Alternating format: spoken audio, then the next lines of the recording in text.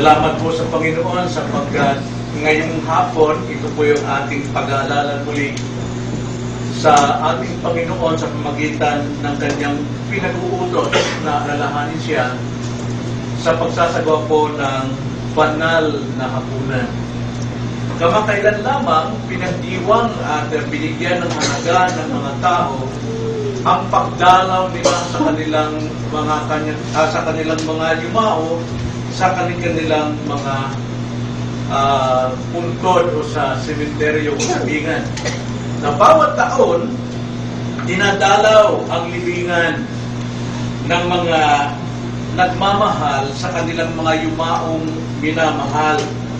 Dinadayo nila ito, pinagsisikapan nila ito, ginagastusan nila ito, pinaghirapan nila ito para lamang saan?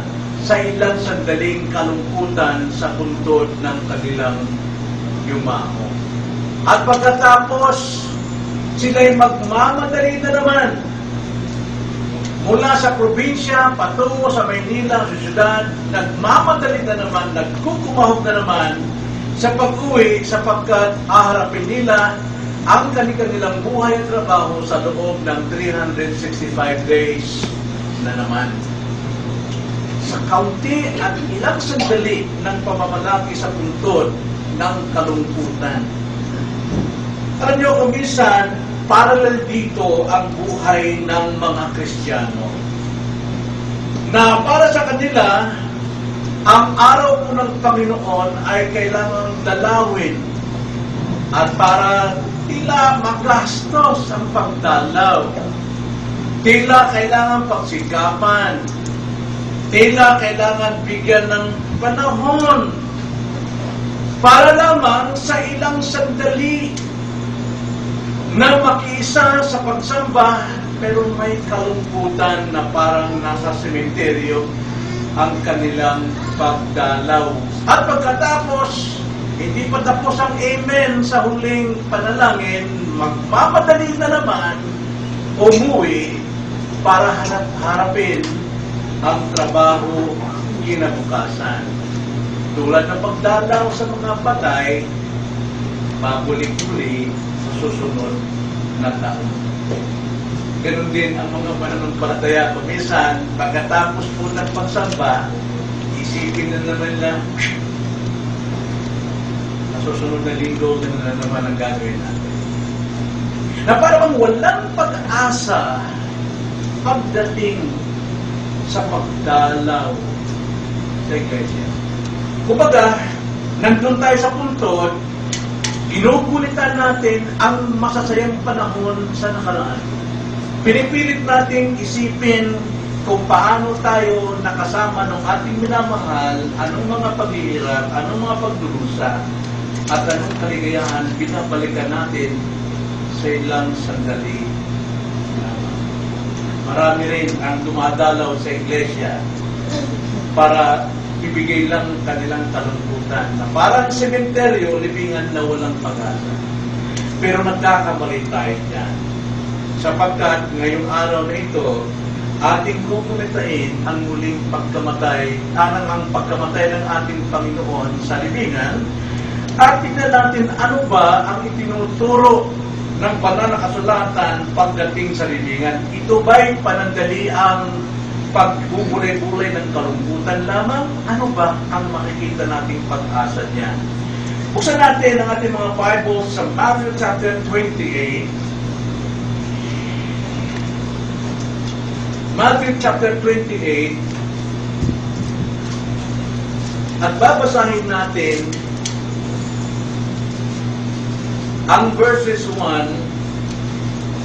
hanggang 8. At ang ating pong paksa, mga leksyon mula sa libingan. Mga leksyon mula sa libingan. Mateo 28, versikulo 1 hanggang 8. Ganito po ang sinasabi. Pagkatapos ng Sabat, pagbubukang liwayway ng unang araw ng Sanlinggo, Si Maria Magdalena at ang isa pang Maria ay pumaroon upang tignan ang libingan. At biglang nagkaroon ng malakas na lindol, sapagkat bumaba mula sa langit ang isang anghel ng Panginoon na naparoon at iginulong ang bato at umupo sa ibabaw nito.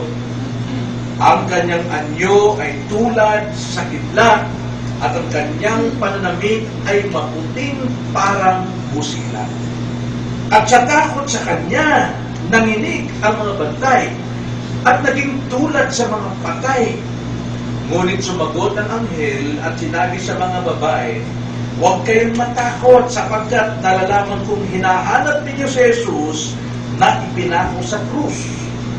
Wala siya rito sapagkat siya'y binuhay tulad ng sinabi niya. Halik kayo, tignan ninyo ang dakong hinigaan niya. Pagkatapos ay magmadali kayong umalis at sabihin ninyo sa kanyang mga alagad na siya'y binuhay mula sa mga patay. Siya'y mauuna sa inyo sa Galilea. Makikita ninyo siya roon. Ito ang sabi ko sa inyo. Sila nga'y dali-dali umalis sa libingan na may takot at malaking kagalakan. At tumakbo sila upang magbalita sa kanyang mga alagad. Ito ang salita ng Panginoon, tayo'y manalangin. Opo Panginoon, nagpapasalamat kami sapagkat dumating na naman ang araw na aming muling pupulitain bilang pag-alala sa inyo ang aming pagmamahal sa iyo pong biyayang ginawa sa aming mga buhay. Ng Panginoong Hesus na Diyos ay kailangan bumaba at pagpakababa at isilang sa isang tao at mamuhay ng masunurin, ganap na masunurin at magpasailalim sa kautusan na sumusunod at maglingkod sa mga tao, pasanin ang kanilang mga kasalanan at kamatayan ang parusa na dapat silang tumanggap upang sa kanilang pagsampalataya ay maligtas at sila'y mapabilang sa pamilya ng Diyos. Walang iba kundi ang mga Kristiyano. Salamat po, Ama, na muli niyong bubuhay muli sa aming isipan na may pagturo kayo ng mga leksyon habang aming pong pinagbubulayan ang kasaysayan ito ng kamatayan muling pagkabuhay ng Panginoong Hesus. Ang aming dalangin sa pangalan ng Panginoon. So ano po ang tinuturo sa atin ng Diyos tungkol dito sa kamatayan ng Panginoon na mismong akto sa libingan? Ang itinuturo rito ay ang realidad ng muling pagkabuhay na ipinako. Ang realidad ng muling pagkabuhay na ipinangako. Isa-isahin po natin. Una, sa libingan, itinuturo dito ang realidad ng buhay ng tao. Ano po ang realidad? Ang tao po ay namamatay at inililibing. Sana pag tayo dumadaw sa ating puntod o sa mga puntod ng ating minamahal, isipin natin ang realidad. May katapusan, mayroong kamatayan, mayroong paglibing, mayroong pagdalamhati. Yan ang dapat isipin. Puntod ay talagang dinadalaw yan. Sapagkat sa lumang tipan, ang bangkay ng tao o ang kamatayan ng tao, binibigyan ito ng paggalang. Kung sa lumang tipan, ginagawa nila ng 40 na araw nilang pinagluluksayan, 40 days and 40 nights nilang iniiyakan yan. At binibilhan nila ng bundok na may yungib para doon ilagay. At dinadalaw yan sa mga tuwid. Ito'y pinararangalan ang bangkay. At papansinin natin, nangyari po ito sa araw po ng pagkatapos po ng Sabat. Ang sabi sa verse 1, pagkatapos ng Sabat. Ano yung Sabat? Araw ng Sabado. Pagkatapos ng Sabat, pagbubukang liwayway ng unang araw ng Sanlinggo. Ano yung unang araw ng Sanlinggo? Linggo, Sunday. Si Maria Magdalena at ang isa pang Maria ay pumaroon upang tignan ang libingan. Sa ilang salin po, sa kabila, yung pong parallel passage dito sa Marcos, sa Juan. Sila po'y naghanda, nagdala ng mga pabango mula sa mga bulaklak. No? Ito ay pambalsam, pangimbalsamo. Pupunasan nila ang katawan ng Panginoon para ma-preserve na sariwa at hindi mabubulok. O mabulok man ay hindi mabaho. At ang sabi dyan, pagbubukang liwayway, itong realidad eh. Itong mga babaeng ito na nagmama sa Panginoon, bukang liwayway pa lamang pumupunta na sila sa libingan. Ibig sabihin po niyan, maaga, hindi nagsasayang ng panahon, ibinibigay ang kanilang buong oras para dalawin ang minamahal. Dapat ganun po ang ating pagdalaw din. Realidad po yan, na dalawin natin ang ating mga pupuntod ng ating mga minamahal bilang pagrespeto, bilang paggalang, pag-alala, at bilang pagmamahal. Na ang tanong, bakit dito araw ng linggo? Sa makatwid pala pastor, pwede natin dalawin ang ating po mga puntod ng ating minamahal araw ng linggo. Samantalang si Maria nga, araw din ng linggo eh. Pero, hindi tayo ang Panginoon. Ang ating mga minamahal na patay ay hindi po Panginoon o Diyos. Tayo po yung ordinaryong tao lamang. Now, bakit po linggo muling nabuhay ang Panginoon? Sapagkat ang araw ng linggo ay kanyang araw. Hindi po ating araw yung linggo. Kaya na tayo pinagpapahinga para tayo ay magbulay sa ating Diyos. Revelation chapter 1 verse 10. Si John the Beloved, nung siya po ay nagkaroon ng vision, no? Pangitain, siya po ay naroon sa langit. No? Sa kanyang pangitain, pinakita ng Panginoon. At doon sa mga sandaliin yun, nalaman niya, ang sabi sa verse 10, I was in the Spirit on the what? Lord's Day. Ano yung Lord's Day? Sunday. Kaninong araw ang Sunday? Lord's Day. It is not our day. Kahit sa lumang tipan, ang sabi ng Panginoon, fourth commandment, ipangili ninyo ang araw ng pamahinga o Sabbath upang sambahin ng Panginoon, makapagpahinga tayo sa ating katawan. 6 na araw tayong gumagawa ng trabaho natin, pero ang ikapitong araw ay dapat Sabbath sa Panginoon.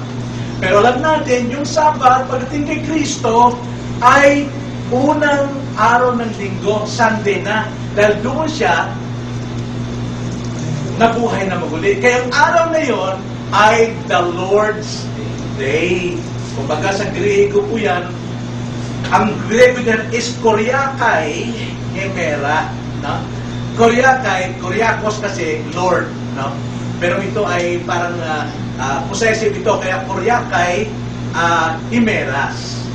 Maging sa Lord's Day, ay minsan Lord's Supper, hindi ating supper yan. Kaya ang ating pakikiisa ngayon, sa Lord's Supper, ginagawa natin hindi dahil para sa atin, kundi ginagawa natin ito sa Panginoon sapagkat siya ay nasa ating presensya ngayon. Saan man may 2 o 3 nagkakatipon dahil sa kanyang pangalan, siya ay naririto sa ating kalagitnaan. Kaya tingnan nyo, ang sabi ng Panginoon, turo niya, nung sila po ay magkaroon ng huling supper, dito sa Luke chapter 22 verse 19. Ganito po ang pagkakasabi. And when he had taken some bread and given thanks, he broke it and gave it to them, saying, This is my body, which is given to you. Do this in remembrance of me. Na anong araw po ginawa ng Panginoon yung Lord's Supper? Ayon sa context, linggo po, hindi po Sabbath. Dahil si Christ ang fulfillment of the Old Covenant. Lahat po ng teaching sa Old Covenant na fulfill kay Christ. Kaya ang dapat na turok ng mga Kristiyano ay ayon sa utos ni Kristo at hindi po ayon sa patakaran ng Old Testament. Sapagkat ang Old Testament, yan po ang nagtatago what is hidden doon at anong revealed sa atin sa New Testament. Again sa 1 Corinthians, turo din ni Pablo. Sabi niya, ako din ay tinuruan ni Jesus Christ nung siya'y nag-resurrect na ipangilin ang araw ng Sunday para sa Lord's Supper. Ganito ang sabi ni Pablo, 1 Corinthians 11, verse 23.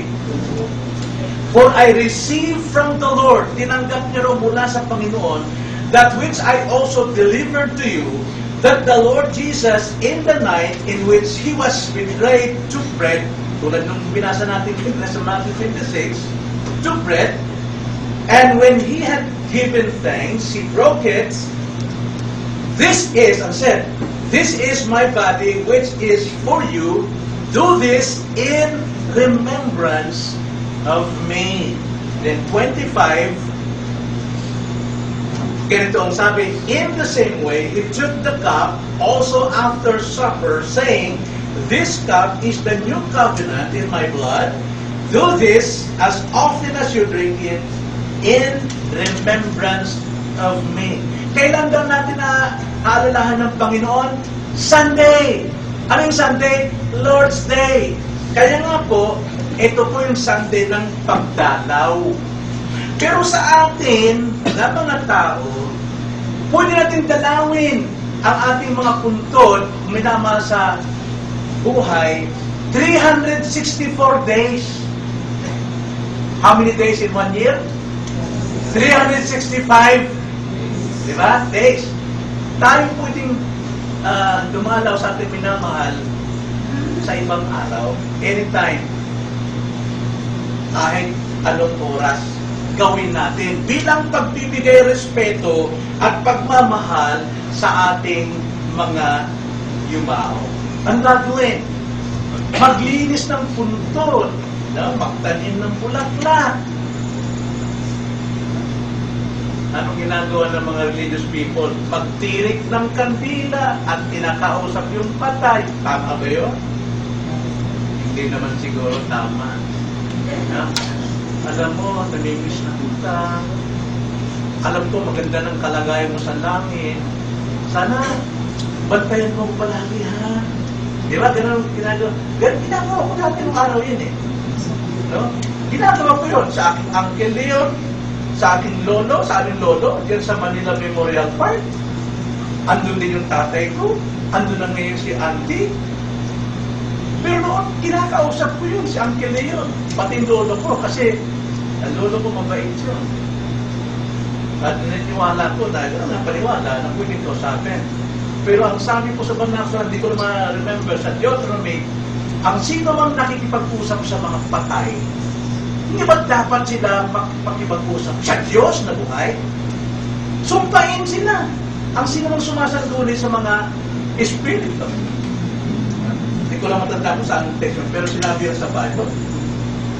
So, sa libingan po na natin, anytime, maluwag naman, bakit natataon pa natin November 1? Birthday ni Sister Nita yun. Dapat Sister Nita, dinalaw natin. Ika naman, hindi nang imbita. Hindi po siya dinalaw. Pwede na pala natin gawin yun anytime, eh.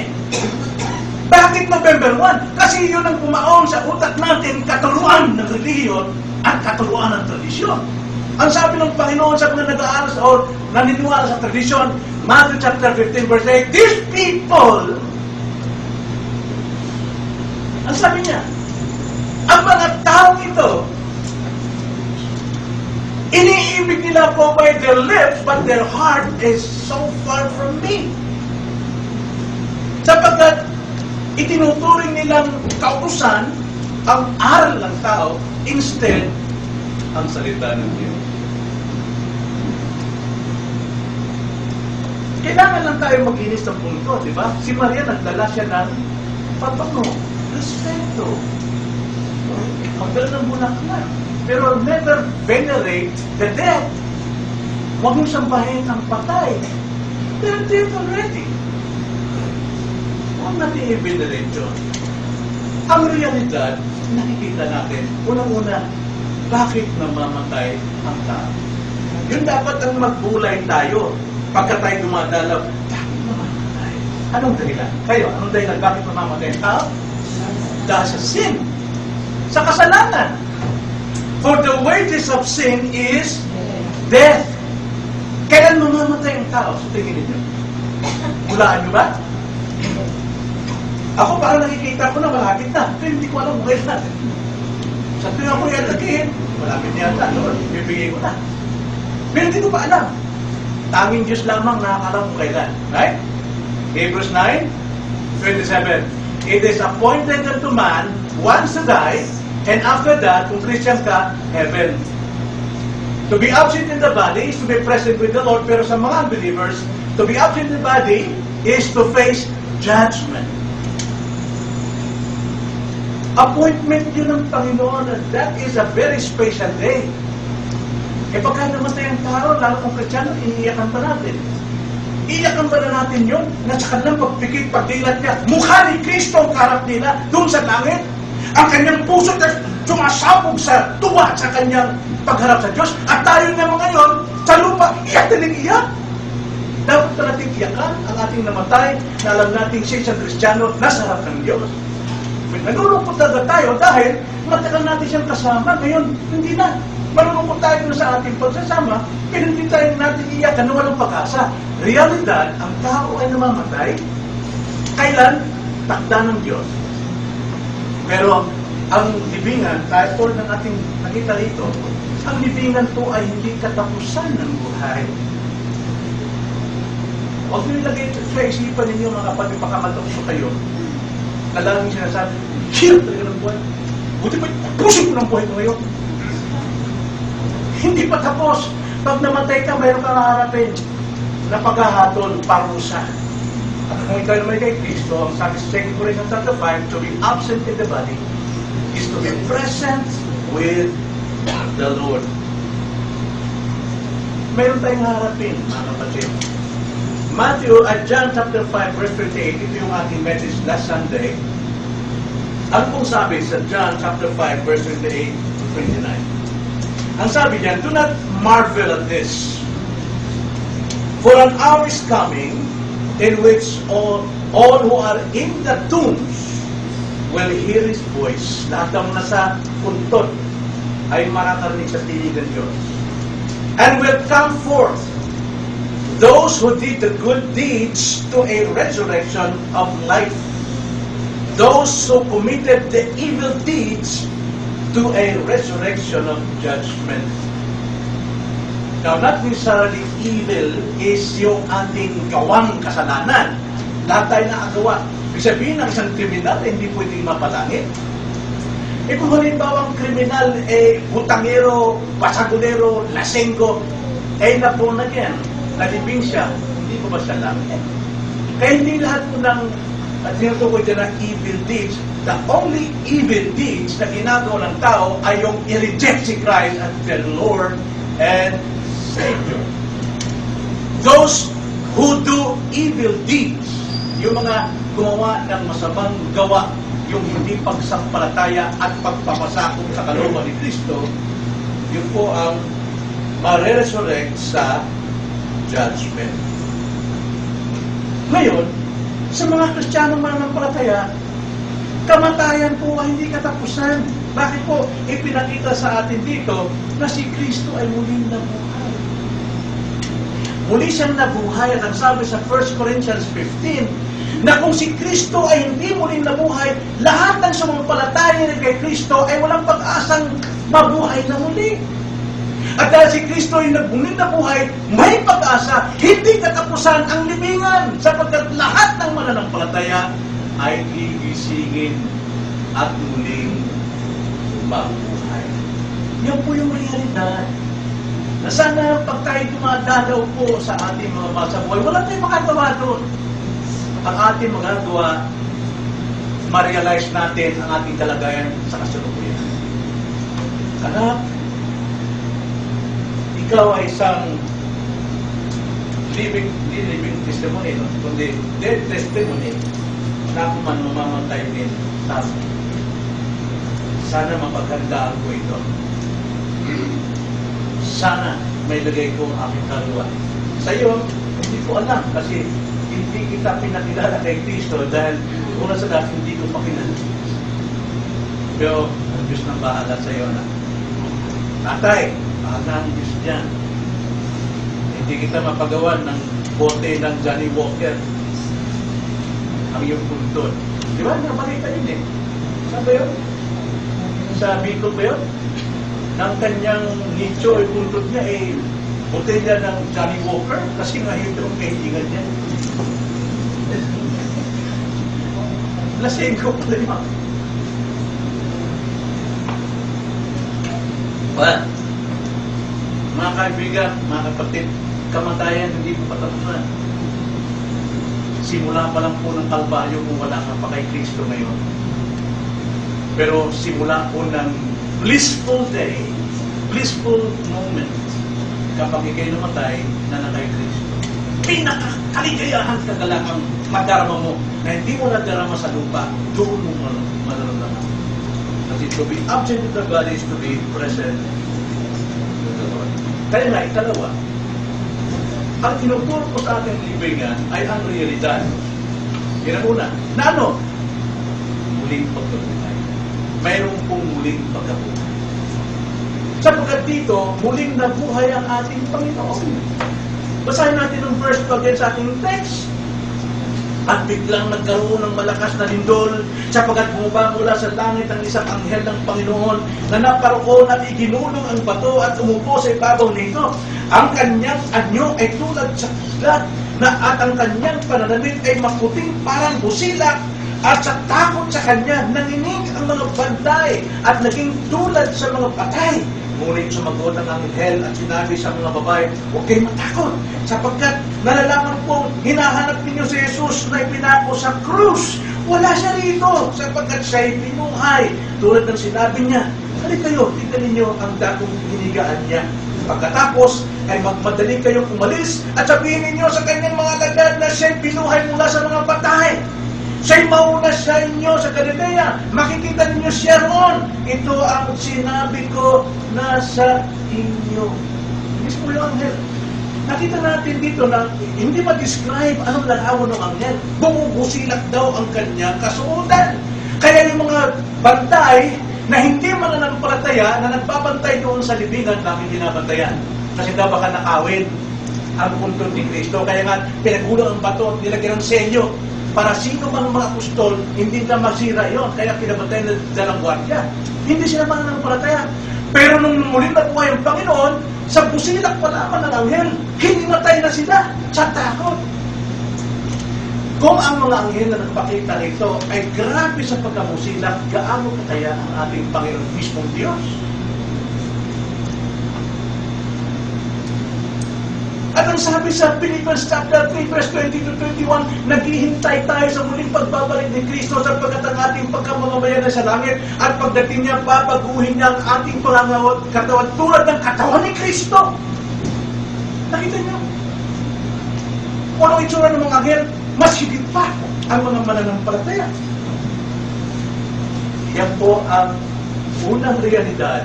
Realidad may kamatayan, pero mayroong muling pagkabuhay. Kung paano muling nabuhay si Kristo, gayon din ang mga mananampalataya sa Kanya. At kapag ka muling nabuhay ang mananampalataya, mga kapatid, tulad ng mga gwardiya, maraming manginginig. Maraming magkikitla. Maraming iiyak kapag dumating na araw na yun. Kapag nakita nila muli ang Panginoon na bumababa upang buhayin ang lahat ng mga mananampalataya. Hindi yung sabi sa Revelation 1:7. Tignan ninyo, sabi dito ni Juan, behold, He is coming with the clouds, and every eye will see Him, even those who pierced Him, and all the tribes of the earth will mourn over Him. So it is to be. Amen. Lahat daw mananaghoy, iyak, kapag nakikita na si Kristo na bumababa para buhayin ang lahat ng mga naghihintay sa Kanya.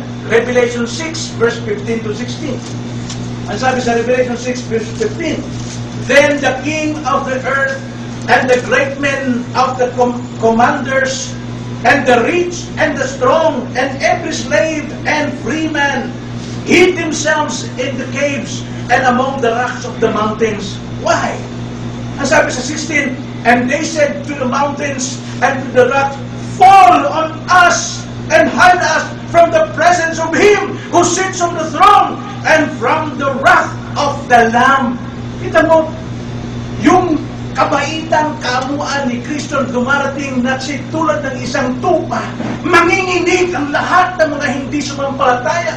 Ang tingin nila, yung pinakamalambot at meek na tupa ay wrath ng God para sa kanila. Kaya sabi nila, mga bundok, tabunan niyo kami. Ayaw namin makita yan.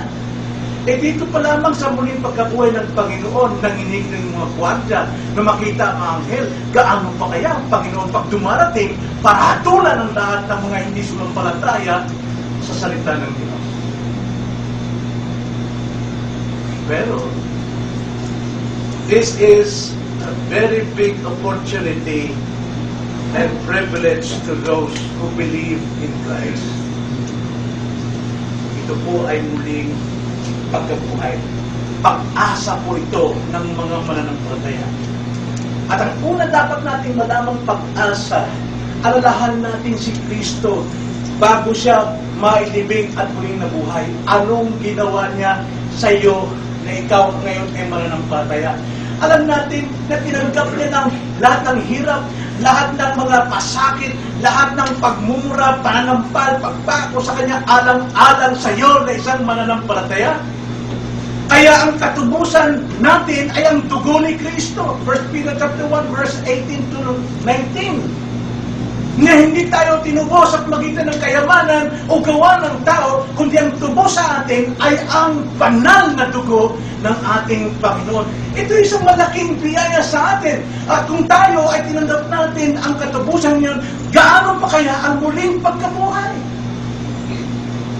Gaano pa ang muling pagkabuhay? Kaaliwan ito sa mga mananampalataya. Kaya may buhay po sa libingan sa mga mananampalataya.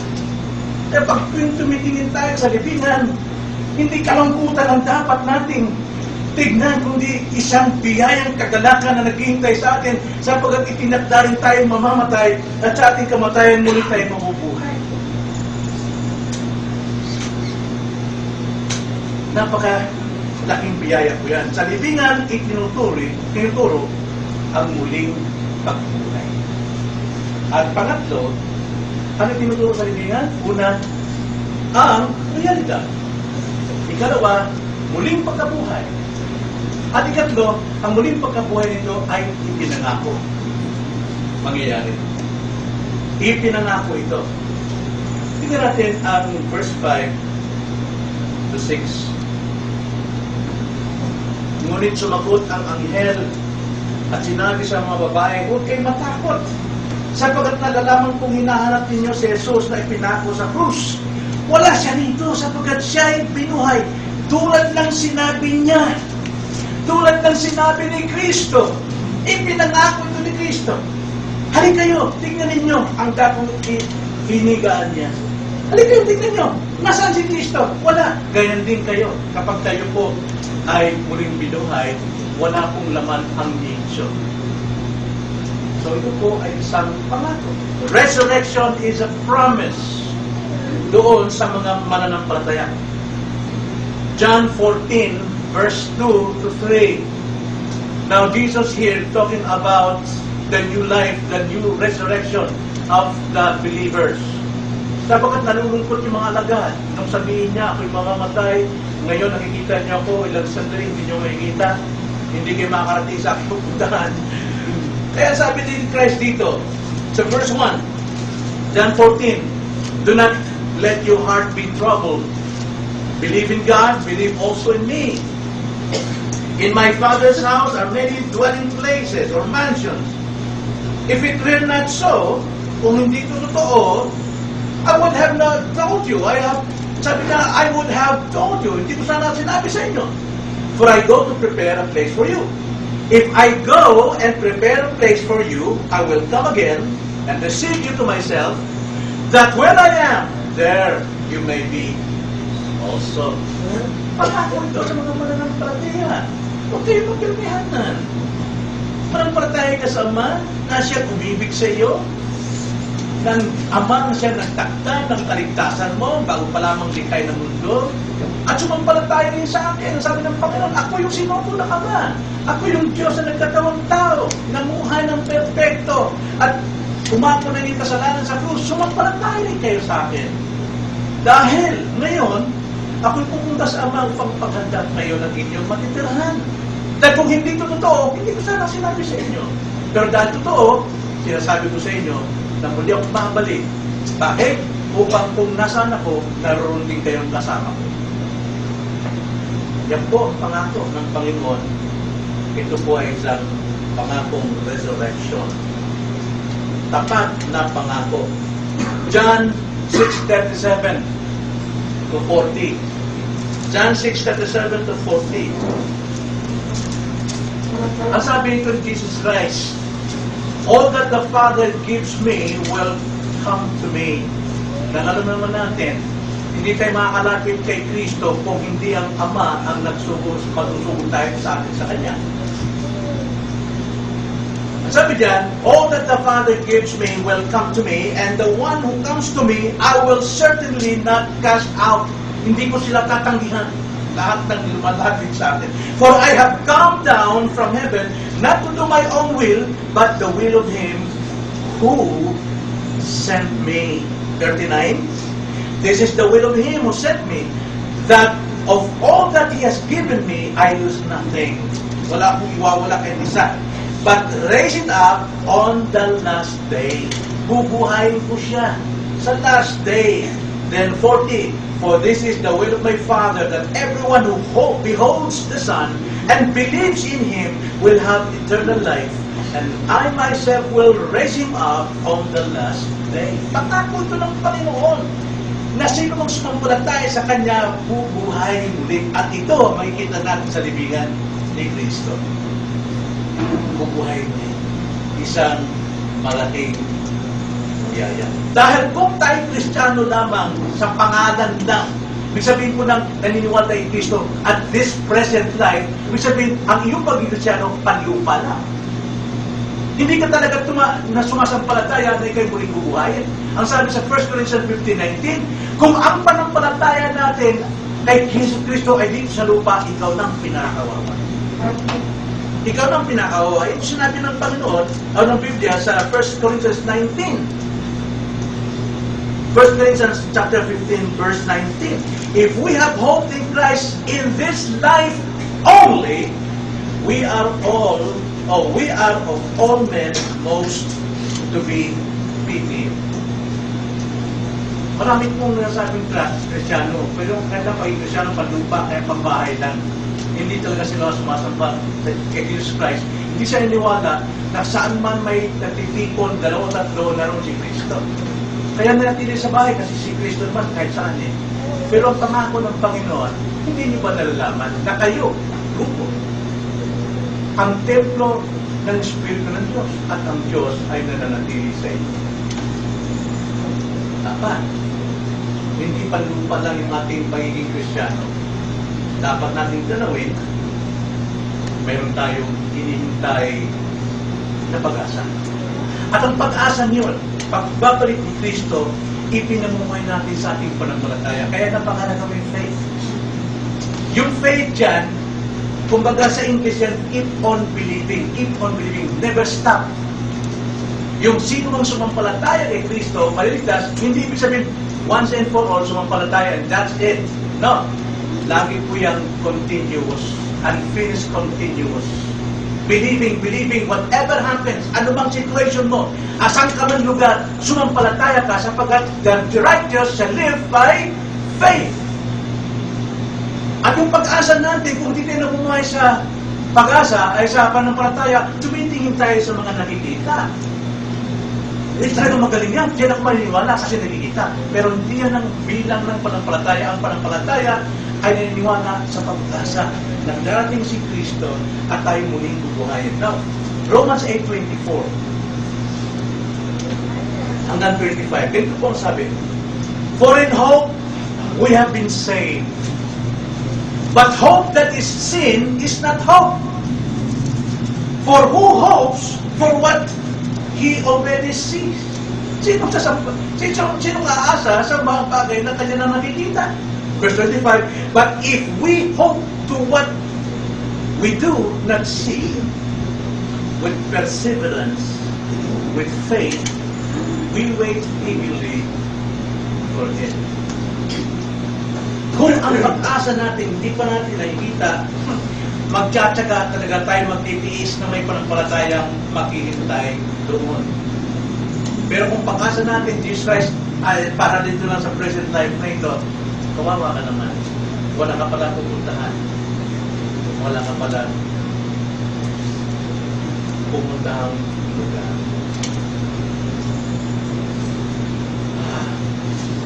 Kaya mga kapatid, ano pong itinuturo nito sa atin?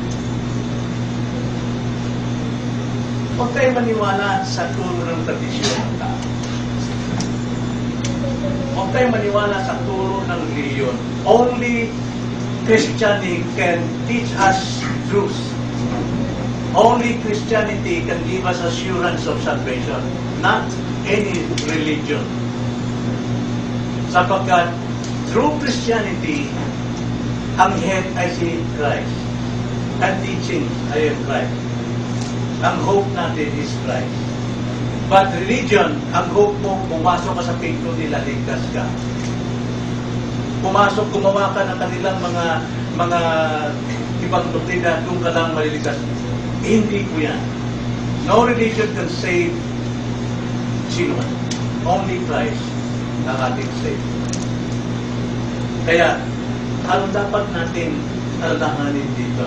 Lesson, bago tayo mag-take ng symbol ng body and blood of Jesus Christ. Huwag natin kalimutan.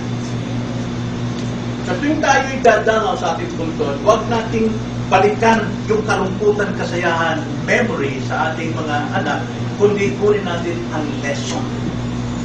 Lesson. Hindi natin may babalik ngayon kundi may magagawa tayo sa darating. Lesson. Unang-una, kamatayan ay hindi katapusan ng buhay. Kamatayan ay tulad lamang ng pintuan ng panibagong daigdig. Kapag ikaw'y namatay, sinara mo ang iyong mata dahil ikaw ay papalabas sa panibagong buhay. Pagbuka mo, pinto ng panibagong buhay. Huwag sabihin, mabuti pa'y matapos ng buhay ko ngayon, mamatay na. Hindi po.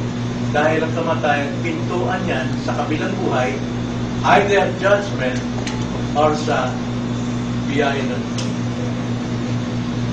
Then, ikalawang lesson.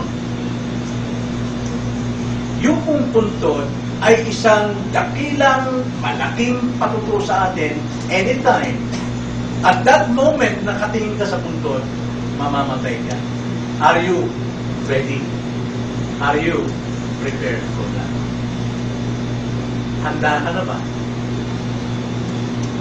Alalahanin mo, ang paghahanda natin, hindi sa ating pagbili ng St. Peter. Mahusay naman yan, na dapat ilagay natin yung ating bangkay sa magandang nicho.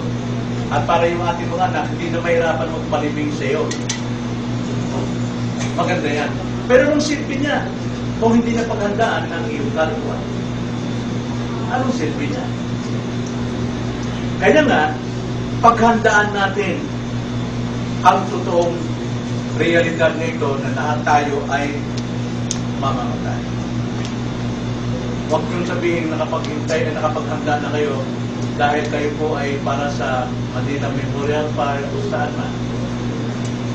Hindi po yun ang totoong paghahandang sinasabi ng Panginoon. Ang paghahanda po, sino ba ang iyong pinagkakatiwalaan na kahit mamatay ka, ay muli kang mabubuhay? Paghanda natin, tanging si Kristo lang ang buhay. He is the only life. He is the life and the resurrection. Ang sabi niya sa John 11 verse 25 to 26, ang sabi ni Jesus Christ, kay Martha, Dahil umiyak si Martha, kapatid nila si Lazarus ay patay na, nabubulok na. Pero sabi ng Panginoon sa kanya, Martha, Martha, do you believe that I am the life and the resurrection? And whoever believes on me shall live. And to those who lives and believes in me, even though he dies, he will never die. Do you believe this? Yun ang tanong kay Martha. At ayaw maniwala din ni Martha, binuhay niya muli si Lazarus. Pero alam natin, physically nabuhay siya, pero muli siya namatay. Pero tinutukoy ni Christ, kapag ikaw'y namatay na isang mananampalataya, bagamat ikaw ay mamamatay, ay mabubuhay, at ikaw'y mamamatay, hindi ka namamatay muli. So, dapat natin paghandaan. Kanino ka sumasampalataya? Kay Kristo o sa iyong relihiyon o sa iyong sarili? Paghanda natin. Marami po tayo narinig ito. Handa ka na bang mamatay? Ako naman, kapag lapot siya, sabi ko, bihira ka naman. Na siyempre, yan. Okay mo na ito, usapin ka, matayan ako naman. Totoo talaga, nakakatakot po ang kamatayan sa mga lost. Sa mga taong walang panampalataya, nakakatakot talaga ang kamatayan. Sapagkat sa tingin nilang kamatayan is the end.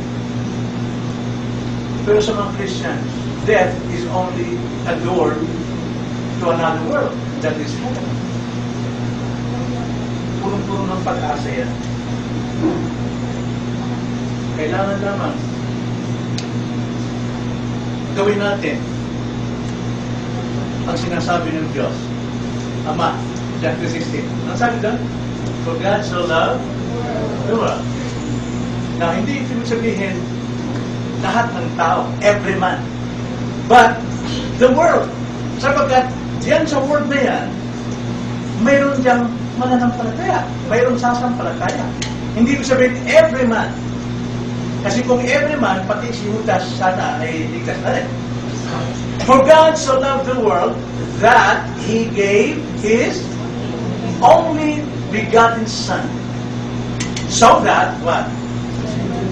Whoever believes. Yan o.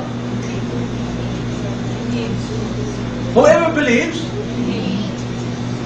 in Him, in Christ, will have eternal life at hindi siya mamamatay sa kapamamatay.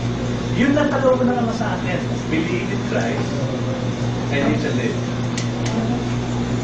Having life eternal. Bakit only Son? Sapagkat, bakit hindi yung religion? Bakit hindi yung aking mga good works? Kundi sa only Son. Acts 4:12. Walang ibang pangalan na silo ng langit na binigay ng Diyos. Nasugat ikaligtas sa lahat ng sumasampalataya. Tanging pangalan ni Jesus. Kaya ngayon, ito pong Lord's Supper, gagawin natin ito, hindi ito makapagliligtas. Hindi ito makapagbabago ng iyong buhay. Kundi, ito po, ang Lord's Supper, ginagawa ng mga taong naligtas na. Bilang palalahanan kung paano siya iniligtas, paano ang tao iniligtas ni Kristo. Tinapay, kumakatawan sa kanyang katawan, ng kanyang katawan sa cross na bayubay na halos hindi makita, mamukhaan na tao na sa kanyang tinamong sugat. Ngunit sa wasak niyang katawan na yon, o sugatan katawan yon, hindi tulad niyang sa cross ngayon ng Katoliko, na sexy pa, nakatupakot, may tulad ito na pinaganda pa. Hindi ganun po. Basahin niyo ang Isaiah 53, kaya hindi siya makilalang tao sa kanyang tinanas. Hindi po pinagaganda yun. At ang sino mang sumampalataya doon sa katawang yon, na siyang magliligtas sa kanya, inilarawan sa tinapay na ikaw'y pipilas ng kapirasong tinapay dahil ikaw ay pumilas ng kaligtasan kay Kristo sa pamagitan ng panampalataya, kaya kinakain mo. Yung pong dahilan ng tinapay, pinipilas yan para lahat tayo ay nagpapakitang ako po may kaligtasan kay Kristo, may bahagi sa kanya. At iinom tayo sa kopa, sapagkat ang kopa ay lumalarawan, sumisimbolo sa dugo ni Kristo, na sa kanyang paghihirap kung agas ng agas ang dugo. Huwag kayong maniwala sa drawing na 3 patak ang nakalagay dito. At saka dito may isang tulo dito dahil sa tinik. Mga kapatid, exhausted si Christ dyan, dehydrated, nanginginig, siya po nilalagnat, dahil punong-puno siya ng nawala siya ng tubig at dugo sa kanyang katawan. Sinasakpas sa giliran, lumabas ang tubig na may kasamang dugo. Sino manatili sa paghapon ngayon na mabubuhay ka pa? Ubos na ubos lahat ng lakas mo. Wala ka ng dugo. At yung dugong yun, kaya tumagas yun, kumakatawan ng bawat sumasampalataya sa Kanya, hindi lamang siya pinatawad dahil sa Kanyang katawan, kundi hindi lamang siya naligtas dahil sa katawan, kundi pinatawad siya dahil sa dugo ni Kristo na umagas sa krus. Yun po yung kalagahan. Kaya ang Lord's Supper, lagi itong nangangaral sa buhay natin. Kung ikaw hindi pa kabilang sa Lord's Supper, nangangaral sa iyo, kailan mo tatanggapin si Kristo? Kailan mo isusuko ang buhay mo at hiwalayin mo ang kasalanan sa buhay mo? Kailan? Tanda natin ang libingan. Realidad, mamamatay tayo. Pero sa mananampalataya, may muling pagkabuhay. At ang muling pagkabuhay, ipinangako yan sa lahat ng sumasampalataya. Ikaw ba'y sumasampalataya? Huwag kang magtiwala sa iyong gawa.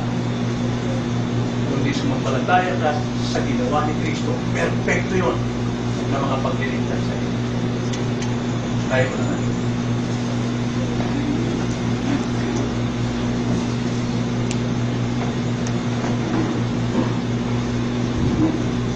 Panginoon, sino kami na lumapit sa inyo, ito ay mga makasalanan. Kami po ay karapat-dapat sa kaparusahan ng apoy sa impyerno, sapagkat kami po ay rebelde sa inyo. Bagamat naniniwala kami sa inyo, ngunit ang aming mga gawa, ang aming mga practices, Lord, ay laban sa inyo. Ang aming pong paniniwala sa inyo, panlupa lamang, at hindi po pagsakop ng aming kaluluwa at kinabukasan. Ngunit dahil sa iyong biyaya, hindi nyo kami pinabayaan sa ganitong ugaling paniniwala.